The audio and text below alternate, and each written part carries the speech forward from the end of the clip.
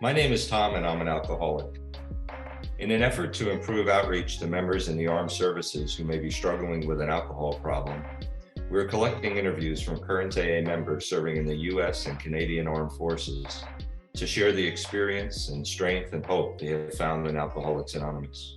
My name is Heather and I'm an alcoholic. I'm thrilled to participate.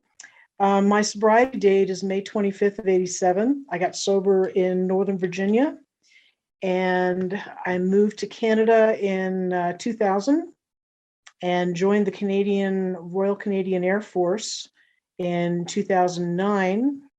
I got into AA and got a sponsor right away. I've been continuously sober for 35 years.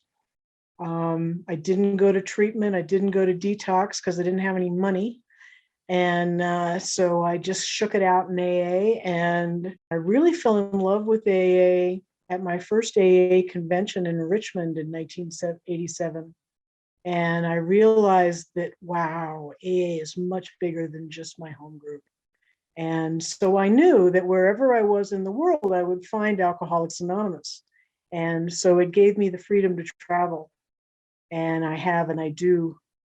So I retired as a corporal, and I was in the weather department, part of intelligence. And so I was a briefer and an observer for weather, giving information to pilots. I was in Nova Scotia, and my home group was right next to the Air Force Base in Greenwood, Nova Scotia. And so it was a big book study. And I found a flock of sober members who'd gotten sober through the ARC movement in the military in Canada. And these guys had it going on. Some were SARTEX, the search and rescue. These guys were fierce. And I just fell in love with them, like we do in AA. You know, we find the program of attraction really in the rooms. And so these guys had traveled, they'd done things in sobriety. And so when I joined the forces, I joined a group in Oromocto, or actually in Fredericton, that met 5 days a week at noon and working 6 on, 4 off. So it was 2 days, 2 evenings, 2 nights, all 8-hour shifts. I could usually make the noon meeting 3 out of 5 days. And that was, and plus I carried the grapevine. My sponsor carried the grapevine.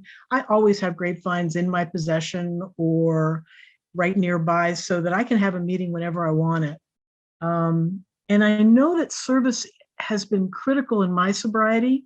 So it was important for me to make myself available to the newcomers because they're the ones that were hurting the most.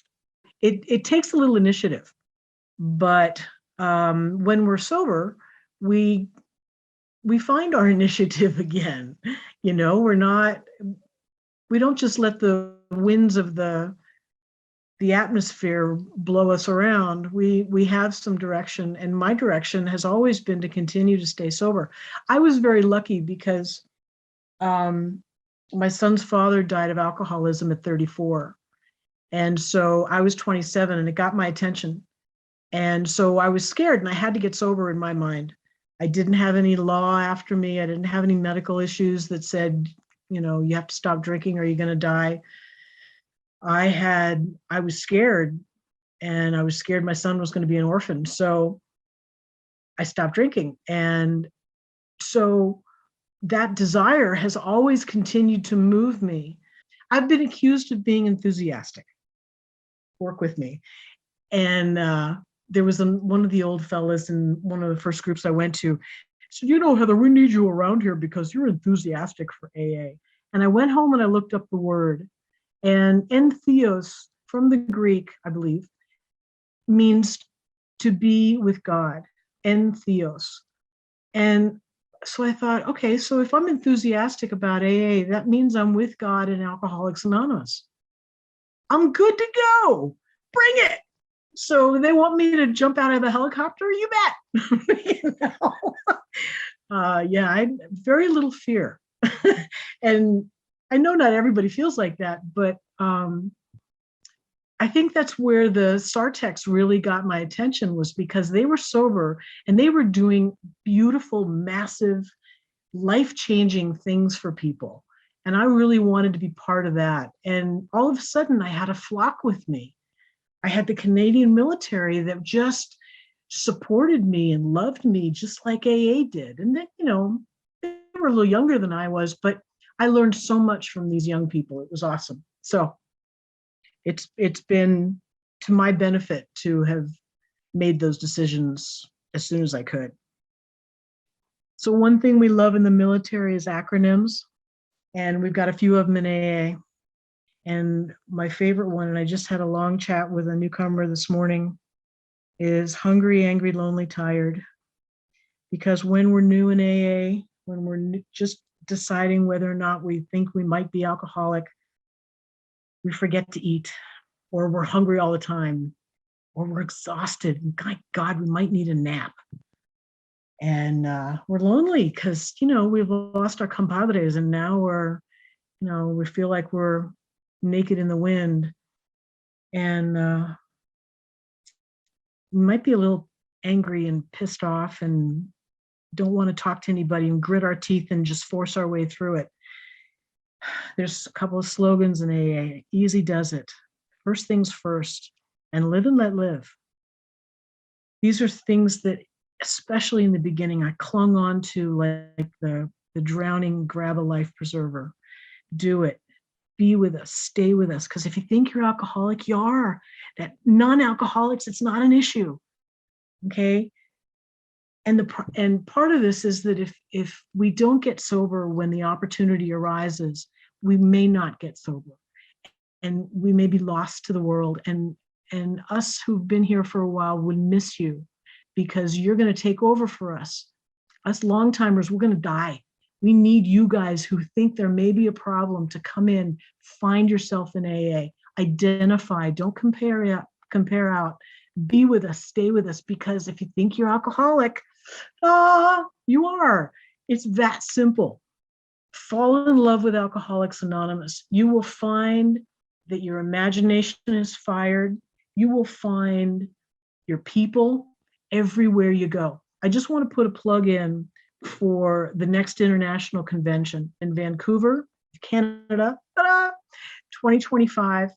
Put your nickels away, get your passport if you're an American, come and be with us, because these get-togethers are amazing. And you cry and you laugh and you get a little overtired, but you get a buzz in Alcoholics Anonymous, and you hear sponsorship and traditions and recovery and what it used to be like, what happened, and what it's like now. You'll hear over and over again what happened.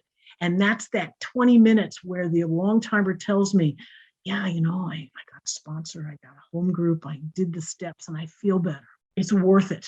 If it wasn't worth it, I never would have stayed. Alcoholics Anonymous saved my life and my mother's life. My mother got sober in 1970. So I knew about AA before I got sober, but it didn't apply, don't you know? So be here. It's worth your time and energy. It doesn't cost you anything except your time and energy, and it's worth every bit of things you put into it, because you're going to reap benefits, a banquet, as much as you can stand.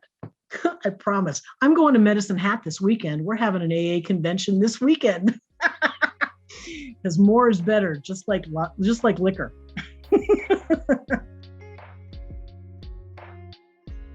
The views and opinions expressed during this podcast are those of the individuals. No one person speaks for AA as a whole. For more information about AA, please visit our website at aa.org. To find a meeting near you or a meeting online, download the Meeting Guide app on your mobile device.